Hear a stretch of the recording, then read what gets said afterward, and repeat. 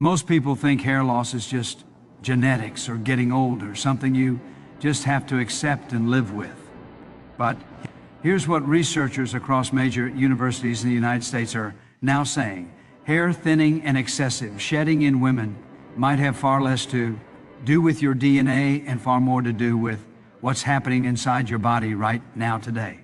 It's iron deficiency combined with poor nutrient absorption. And it's being made worse by foods you probably eat every single day without realizing the damage they're causing. The hidden blockers sabotaging your hair regrowth include ultra-processed snacks that deplete your mineral stores, excess sugar that triggers inflammation around hair follicles, and even certain so-called healthy vegetables that, when eaten the wrong way, actually prevent your body from absorbing the iron it desperately needs for thick, strong hair. In the next few minutes, you're going to discover which common vegetables are secretly blocking your progress, which overlook greens, contain more hair-supporting iron than spinach, and the exact daily habits us doctors are recommending to women who want visible results without expensive treatments or risky supplements. If you've been struggling with thinning hair, brittle strands, or slower growth, stay with me, because what you're about to learn could change everything. Before we dive in, do me a quick favor. Hit that like button. Drop a comment with your age and what city you're watching from so we can build this community together. And if you know someone dealing with hair concerns, share this video with them. Let's get started. Now, let's talk about the vegetables you might want to limit or prepare differently if you're struggling with hair loss. These aren't dangerous or toxic, but when consumed in large amounts or prepared incorrectly, they can interfere with the very nutrients you're trying to increase. The first one is raw spinach. And yes, I know this seems contradictory since spinach is often promoted for hair health. The issue isn't spinach itself, but the way it's typically consumed in the quantity. When you eat large amounts of raw spinach, for example, in a big salad or a green smoothie every single day, you're taking in high levels of oxalates. These oxalates not only bind to the iron in the spinach itself, reducing how much iron you absorb from that meal, but they can also bind to iron and other minerals from other foods you're eating at the same time. Over time, if raw spinach is a daily staple in large quantities, you could actually be creating or worsening an iron deficiency without realizing it. The solution isn't to avoid spinach completely, but to cook it. Boiling or steaming spinach significantly reduces the oxalate content, making the iron and other minerals more bioavailable. If you love spinach, enjoy it cooked in soups, sautéed as a side dish, or wilted into pasta dishes. And limit the massive raw spinach salads or smoothies to occasional treats rather than daily habits. A registered dietitian in New York who works with women experiencing hair thinning told me she often sees clients who are eating huge kale and spinach smoothies every morning, thinking they're doing something great for their health, but their iron levels are actually trending downward. When she has them switch to cooked greens and vary their vegetable choices, their numbers start improving. The second vegetable to be cautious with is raw kale, especially in large amounts on a daily basis. Kale contains compounds called grogans, which can interfere with thyroid function when consumed in excess. Your thyroid gland produces hormones that regulate metabolism, energy levels, body temperature, and yes, hair growth cycles. When thyroid function is disrupted, even slightly, one of the first noticeable symptoms in many women is changes in hair texture, increased shedding, or slower growth. This doesn't mean kale is bad for you. It means that eating several cups of raw kale every single day, which some people do in the name of health, could potentially create problems over time, particularly if you're already dealing with thyroid issues or borderline thyroid function. Cooking kale, just like with spinach, significantly reduces the Grogan content and makes it much safer for regular consumption. Roasted kale chips, sautéed kale or kale added to soups and stews are all excellent ways to enjoy this nutrient-rich vegetable without the potential downsides. If you absolutely love raw kale salads, limit them to once or twice a week rather than daily, and make sure the rest of your diet includes iodine-rich foods like seaweed, fish, or iodized salt to support thyroid function.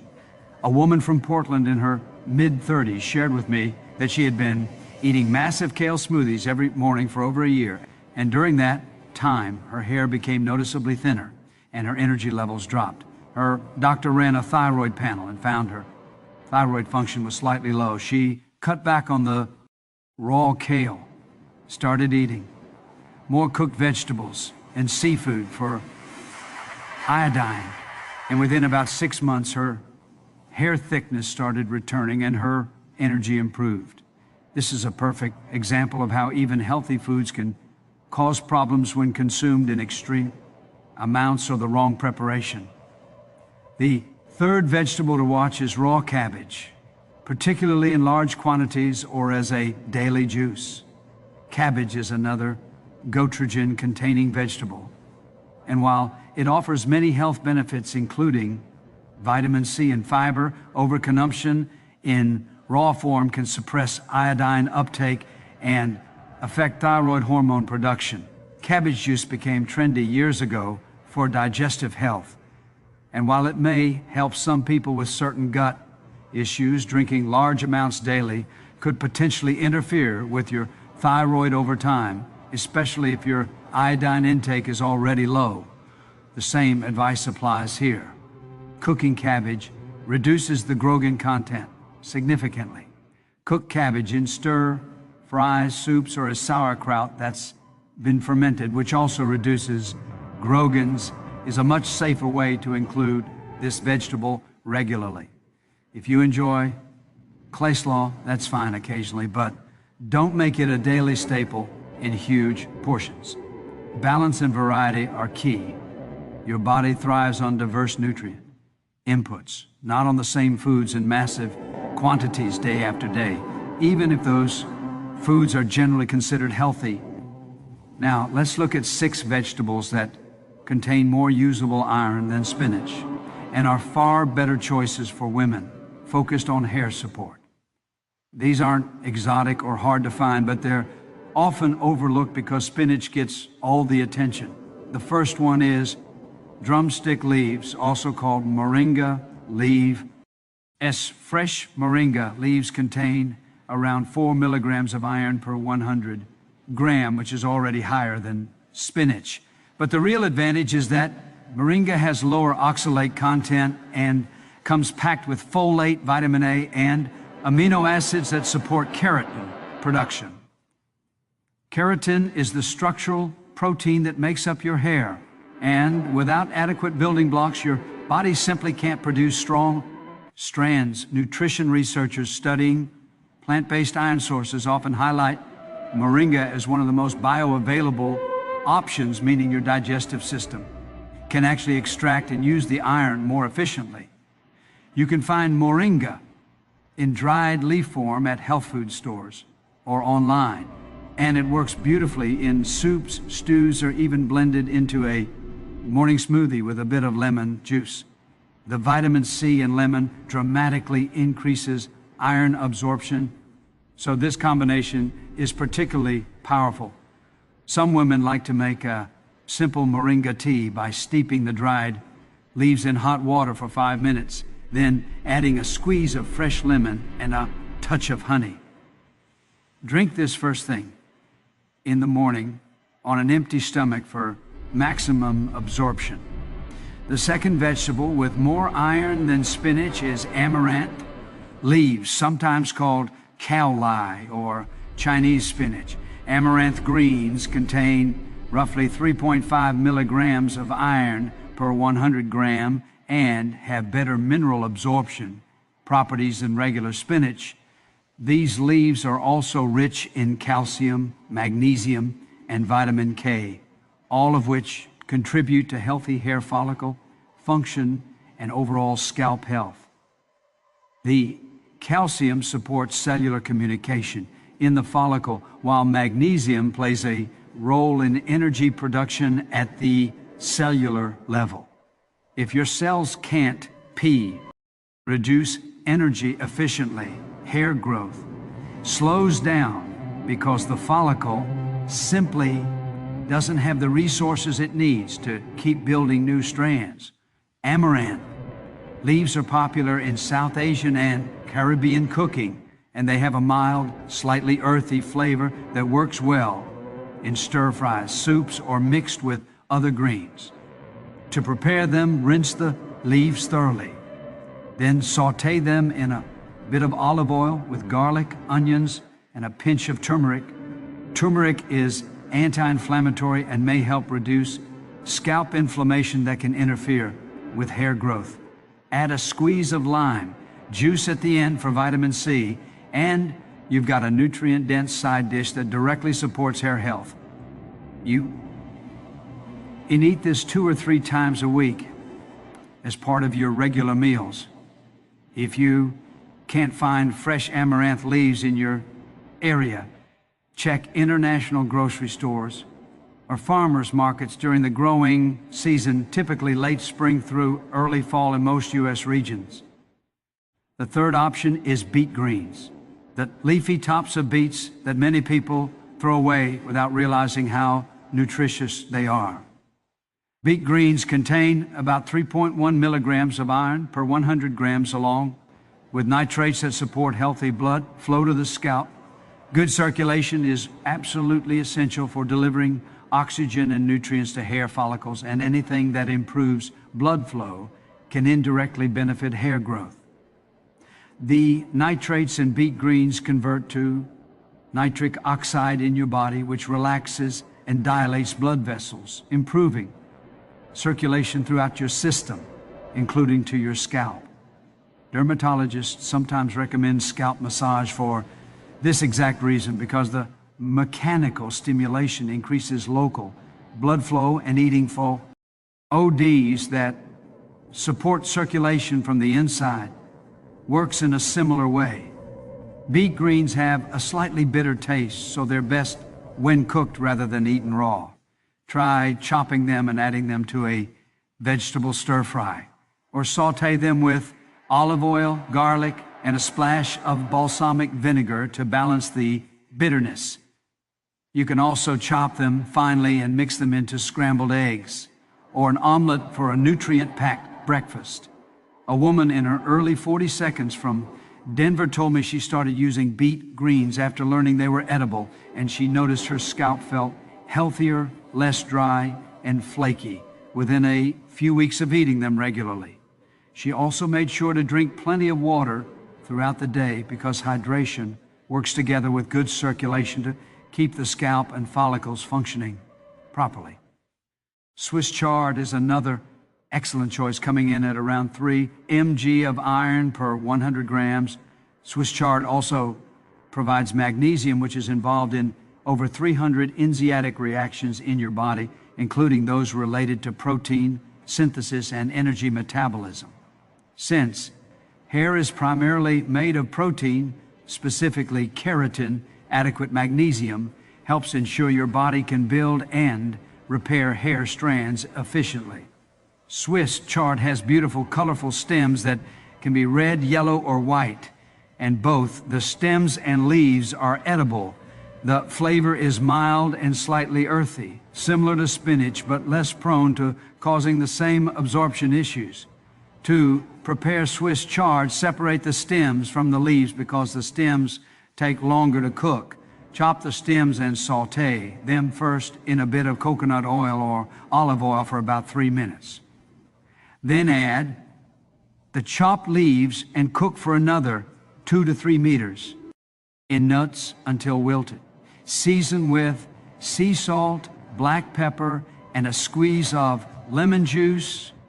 This makes a perfect side dish for lunch or dinner, and you can eat it 3 to 4 times a week.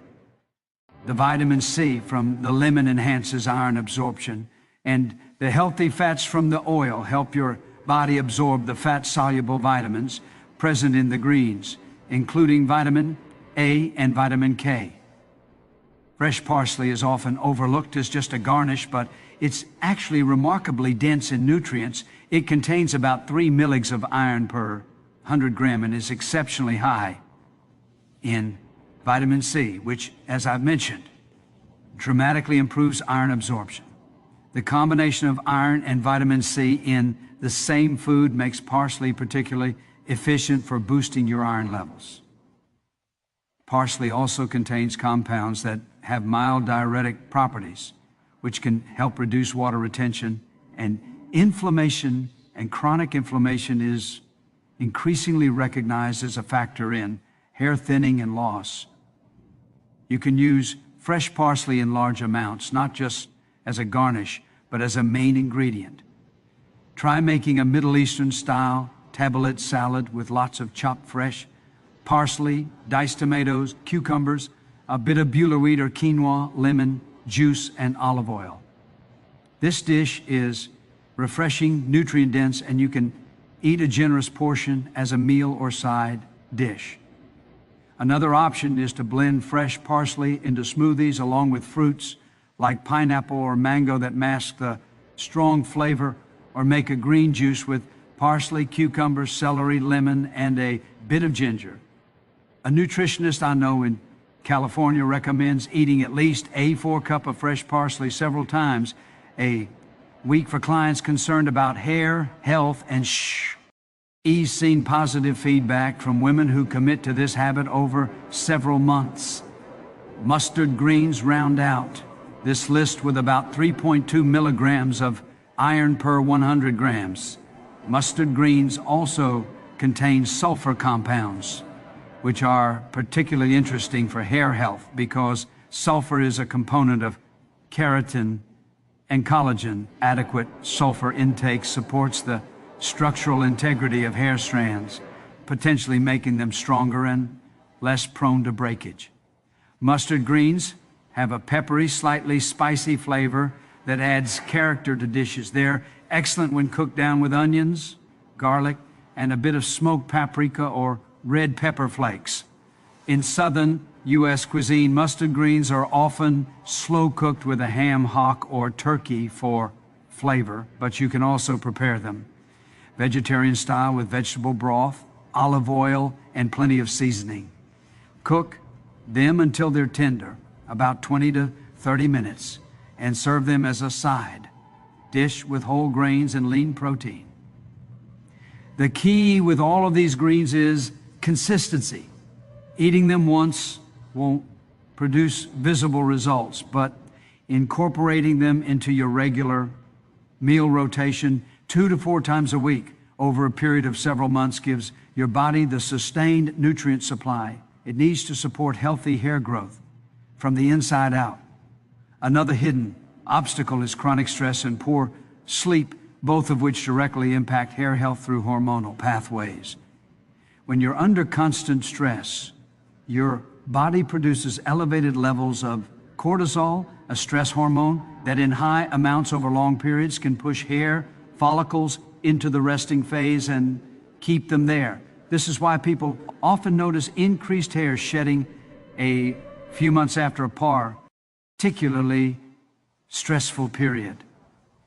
The delay happens because hair follicles don't react immediately, but go through a growth cycle that takes weeks to months to complete.